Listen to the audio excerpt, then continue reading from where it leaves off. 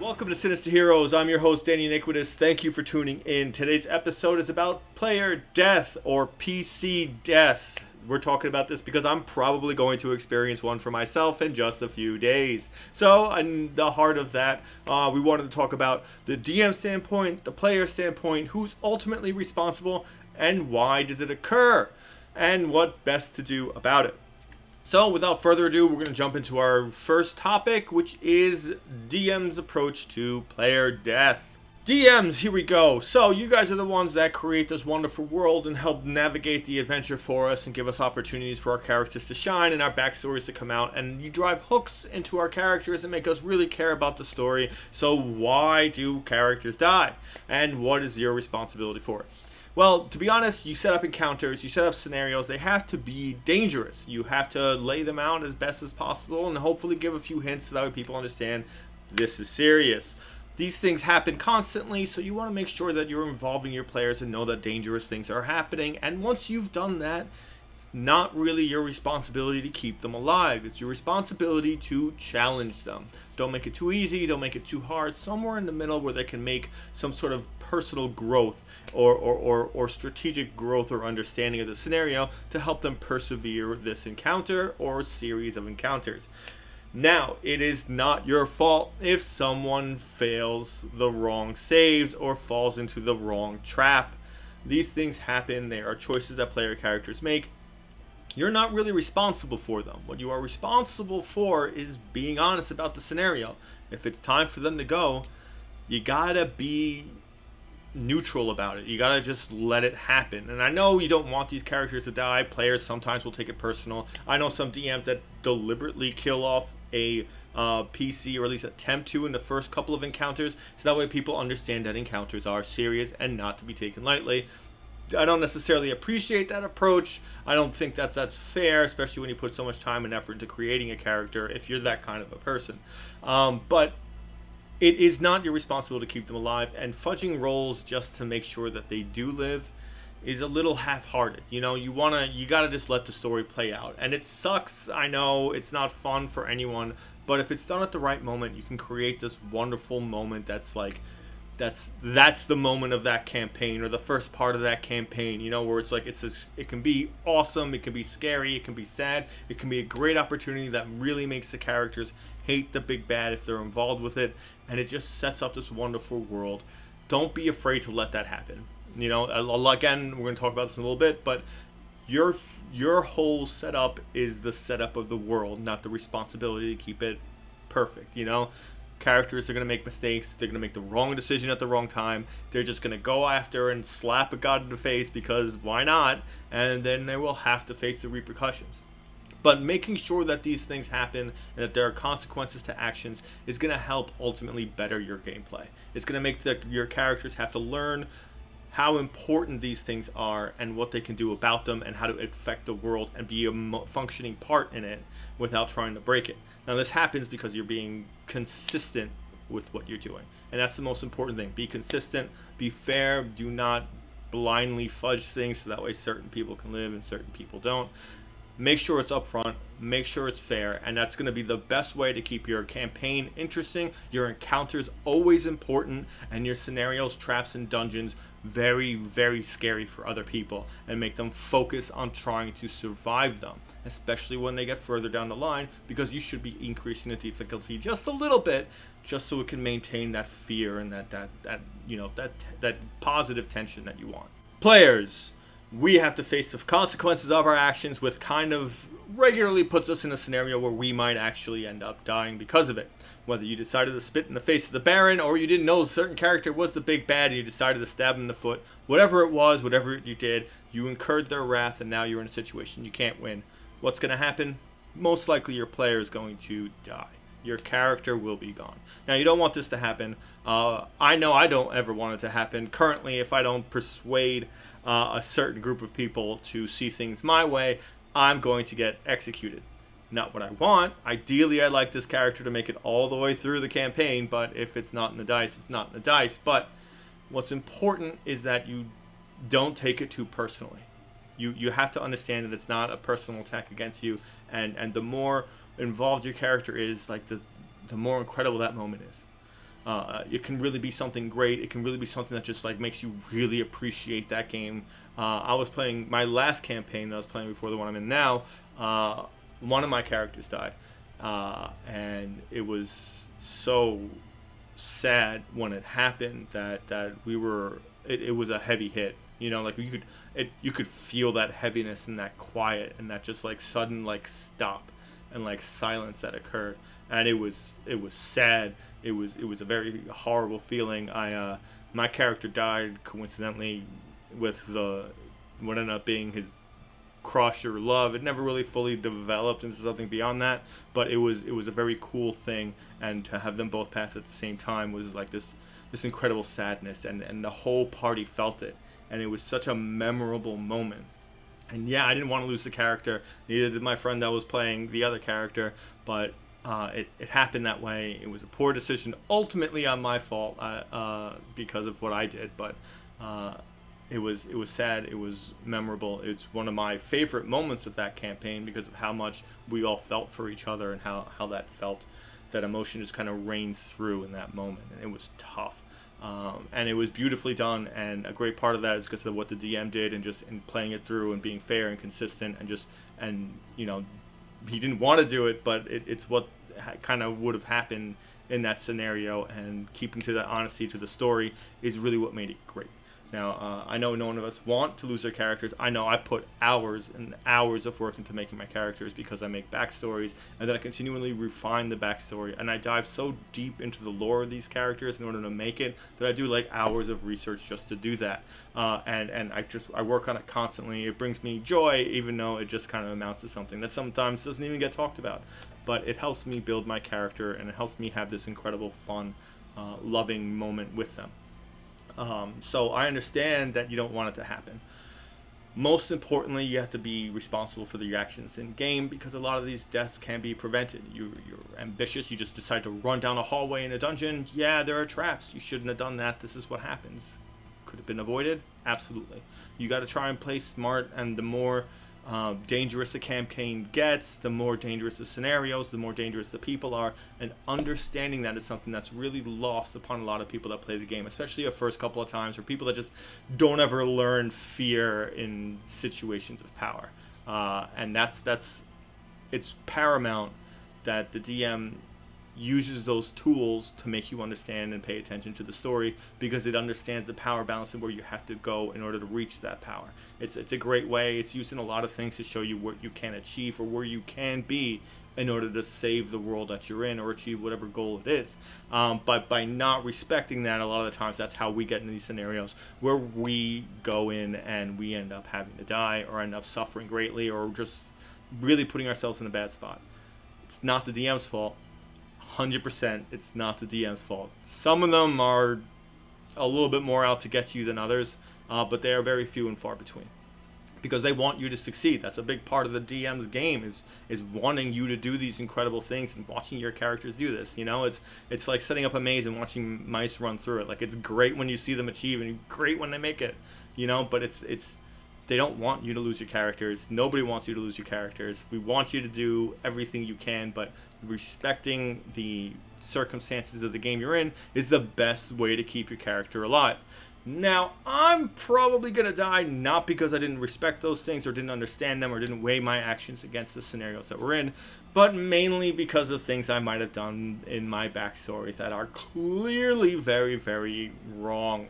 And I will face that soon enough, and I hope I survive. It'd be great if I did, but if I don't, it's going to be a heavy sadness and an understanding of, like, this is what group we have and who we are, and then it's time to re-roll and jump back into the mix. But understanding that is going to help make things easier for the forefront going on. I don't want my character to die, so I'm going to do every single thing in my power to make sure that he doesn't. So again, make sure you pay attention to the scenarios, because a lot of this can be avoided by just smart decision making and understanding where you are and who you're talking to. So before we get into the final topic, I just wanted to discuss player character death as a concept, and I want to say it's incredible, and I think it's great, and I love it, and it's a necessity. I think setting it up in session 0 is very important as well, because everyone plays a chaotic neutral character at some point, and some of us don't know how to reel it in. This helps us set up an understanding that there are consequences to your actions, and you can't go around antagonizing everyone, because some people might take extreme measures in order to curtail that. And it's cool, and it's understanding that you can't just swing at the big bad at level 1 and think you're going to survive. Like, these things don't happen. You have to respect your own character level, and it's a great way to incorporate that and to set up a boundary. And if you keep consistent and you stay regular to that, it's going to set up a great frame for your characters to take your game very, very seriously. And not that, you know, it has to be super serious, but to take the encounter serious, to take the dungeon serious, to take these kind of problematic scenarios and go, wait a minute, it would be really fun to set the whole town on fire, but I just found out that they have the strongest military possible, and their military base is in town. I'm only level 3, that's not going to work out for me, so I'm not going to do it. And that's what you want. You want people to weigh the weight of the world, because it makes your world visceral. It makes your scenarios important. It makes entering a new town or encountering a new race or encountering a new entity or NPC go with this understanding of the very, very mortal notion that this might be too dangerous for me. Let me try and play this smart. And that is really what you get when you keep things like this, and you keep this informed realm of respect for the life of your character, because these things can happen. It also makes it very, very rewarding when your character does take a risk and it works out. Now when you're doing a espionage mission or a stealth mission and you have to get hidden around and have to work your way around these things, knowing that they can possibly lose this to a great risk to some of their characters not making it back, now you've got a nail biter. Now you've got a scenario where everyone's got to be on their P's and Q's, focused, 100% ready, no phones, no nothing. Everything has to be focused right on this moment. And that's a great feeling. That is a cool feeling. You don't have to do it constantly. You know, you can have fun missions where nothing's are too serious, but having these from time to time and putting these risks into the forefront and letting people know you can do this, but there are serious life-threatening risks accompanied. And naturally we're all going to do it anyway, but it's a great notion. It's a great understanding, and it helps make sure that when you put something in front of some character, or you put some like NPC that's supposed to be threatening, they feel threatening. It's a great narrative tool to use, the fact that they might lose something that's very important to them. So I always say that, you know, you should include it. You don't have to make it happen, but make sure it's a feasible and a tangible property to the campaigns that you're writing and the games that you're making. And don't be afraid, if you're a DM, to end up killing one of your PCs or doing a TPK. It happens. It's a choice that has to be made. A TPK might end the campaign because the story really has nowhere to go, unless you're creative enough to rework it. And I really hope you do, or at least you take the time necessary to do so, because that's awesome. You know, like it can be a really cool understanding or world to set up, or now you've built something that's bigger than just one adventure.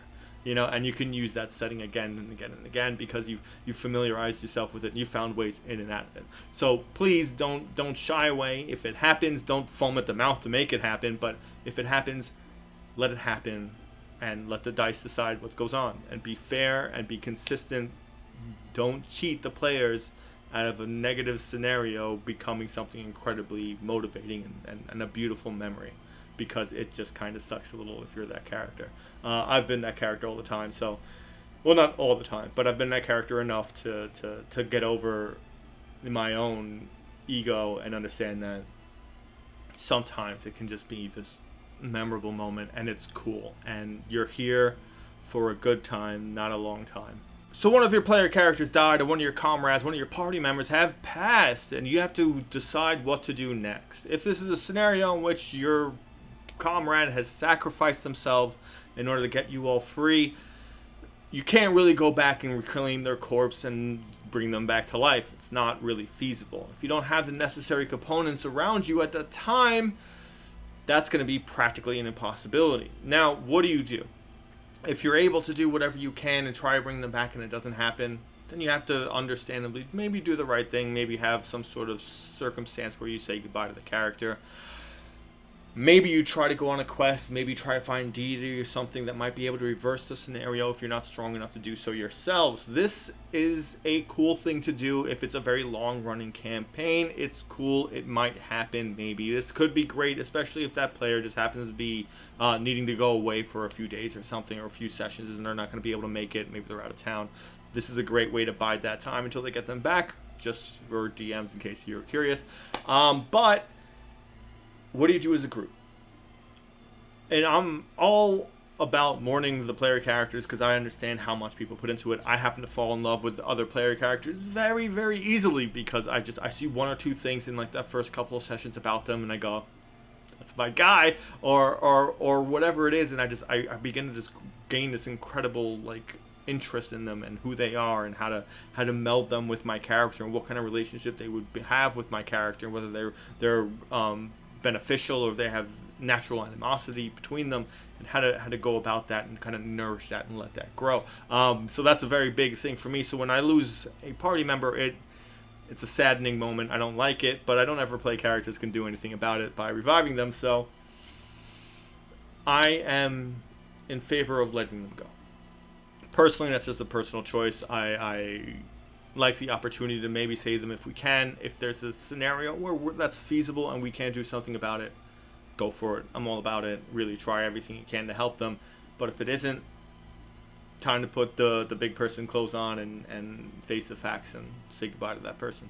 Obviously, they're going to re-roll and play another character. Hopefully, they didn't die for a reason that was party breaking or a reason for them to leave the game permanently, which is very rarely the case. But if it does happen, then you move on a little easier than you would if you had to kind of figure out another character, because it's not fun joining in a campaign and after you've been there for everything, and then now you have to pretend like you don't know really what's going on and wait for people to explain everything to you, because that's not fun. You feel like you miss out, and it takes you a whole bunch of sessions in order to get really back into the groove and really start to appreciate that character. It's like it's like dating again after you've had a bad breakup. It takes time to be ready for that.